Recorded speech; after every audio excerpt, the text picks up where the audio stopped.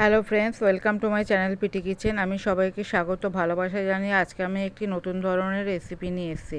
রেসিপিটা হলো কাঁচা আম। এখন কাঁচা আমের সময়, ওই জন্য আমি নিয়ে চলে এসেছি কাঁচা আমের ইডলি। এখানে আমি চালের ভাগটা নিয়েছি 1 কাপ সেদ্ধ চাল, 1 কাপ বিউলির ডাল, আর আমি হাফ কাপ আতপ চাল নিয়েছি।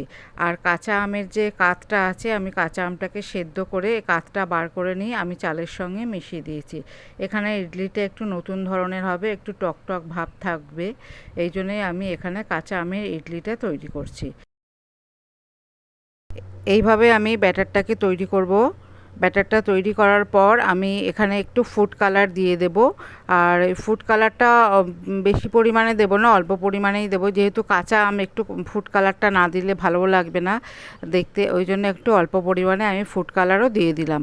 আর ব্যাটারটা আমার পুরোপুরি তৈরি হয়ে গেছে। এবারে আমি যে জিনিসটার মধ্যে, মানে ইডলি কুকারটার মধ্যে যে তৈরি করব, আমি সেই ইডলি কুকারটা রেডি করব। ইডলি কুকারটা আমি এখানে রেডি করব অল্প পরিমাণ তেল দিয়ে। আর কালারটা আমি একটু দিয়ে দিলাম, কারণ ফুড কালারটা দেওয়াতে একটু দেখতেও ভালো লাগছে, সবজি সবজি কালার এসেছে। যাই হোক, আমি এবারে ইডলি কুকারের মধ্যে অল্প পরিমাণে জল দিয়ে দিলাম। এই জলটা ফুটতে থাকবে, আমি একটু চাপা দিয়ে দেবো। এবারে আমি জলটা ফুটতে দেবো, চাপা দিয়ে দিলাম। দেওয়ার পরে আমি এই ছাঁচটাকে আমি একটু তেল ব্রাশ করে নেব।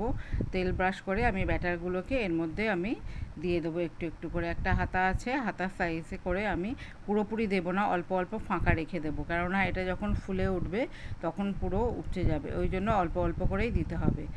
প্রথম ছাঁচটা আমি দিয়ে দিলাম, এবার দ্বিতীয় ছাঁচটাতেও আমি এইভাবে দিয়ে দিলাম। দিয়ে আমি এবারে এটা কুকারের মধ্যে এটাকে দিয়ে দেবো, দিয়ে চাপা দিয়ে দেবো। প্রায় 10 মিনিট মতো এটাকে আমি ফুটতে দেবো, মানে জলটা যে গরম হবে আর ভেতরে যে বাষ্পটা হবে, এটা 10 মিনিট ধরে আমি চাপা দিয়ে এটাকে প্রায় রেখে দেবো। 10 মিনিট হয়ে গেলে আমি আবার এটাকে নামিয়ে নেব।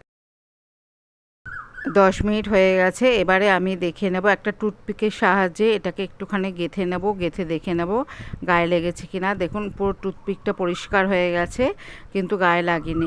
আমার তার মানে ইডলিটা তৈরি হয়ে গেছে। এভাবেই আমি ইডলিগুলো নামিয়ে নেব এক এক করে ছাঁচ থেকে। আমি হাতার সাহায্যে ইডলিগুলোকে পরিষ্কার করে আমি তুলে নেব।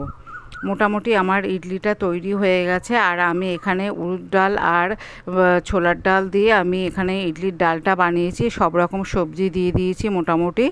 আর আমার এখানে ইডলিটা যে তৈরি হয়ে গেছে, আপনারা এর জন্য আমাকে একটু সাবস্ক্রাইব করে দেবেন, আর আপনারাও বাড়িতে তৈরি করে খাবেন।